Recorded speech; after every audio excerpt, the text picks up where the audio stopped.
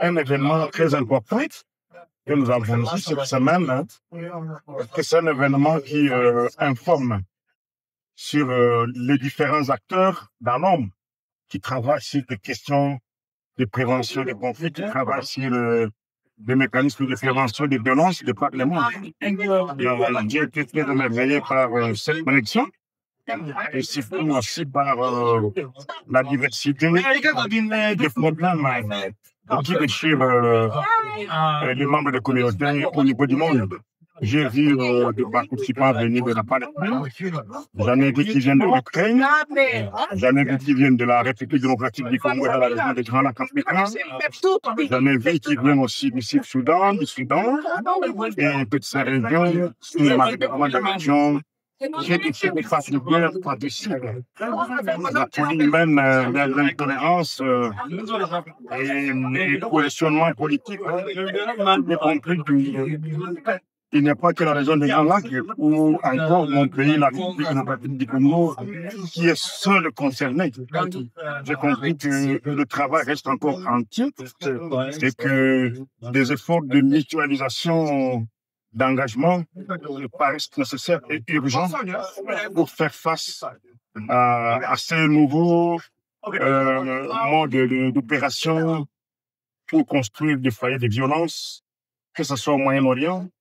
que ce soit dans les Grands Lacs, que ce soit en Afrique, et que ce soit aussi dans notre partie du monde. C'est vraiment qui m'a beaucoup plus émerveillé. Quelle question vous pensez plus importante de cette question pour le monde, mais pour la paix? Non, moi, je pense qu'il y a deux questions très importantes. La première question que je trouve comme une problématique, c'est comment travailler sur les grands décideurs de ce monde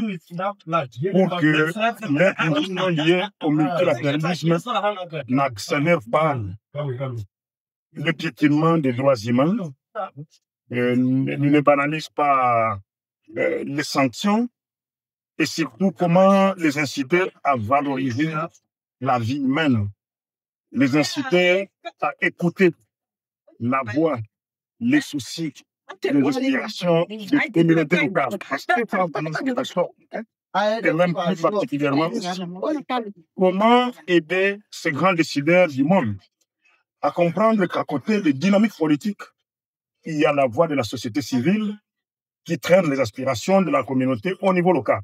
Parce que de plus en plus, on a comme l'impression que c'est seulement les positionnements politiques qui l'emportent sur le reste.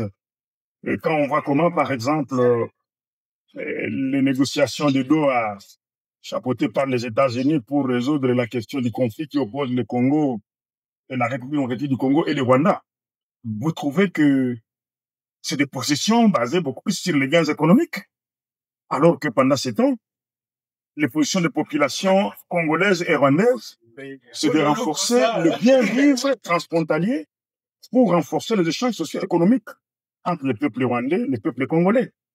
Mais vous allez voir qu'au niveau des grands décideurs, au niveau des capitales, à Kinshasa ou à Kigali, ou encore à Doha ou aux États-Unis, les intérêts politiques sont ailleurs. Ils sont beaucoup plus tournés sur les questions économiques. Et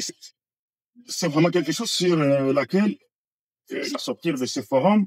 devrait se concentrer pour faire émerger une autre voie sur les façons d'aborder ces problématiques et les façons de les résoudre en tenant compte des aspirations des populations, qui sont les premières victimes de la construction des mécanismes de violence par la folie humaine.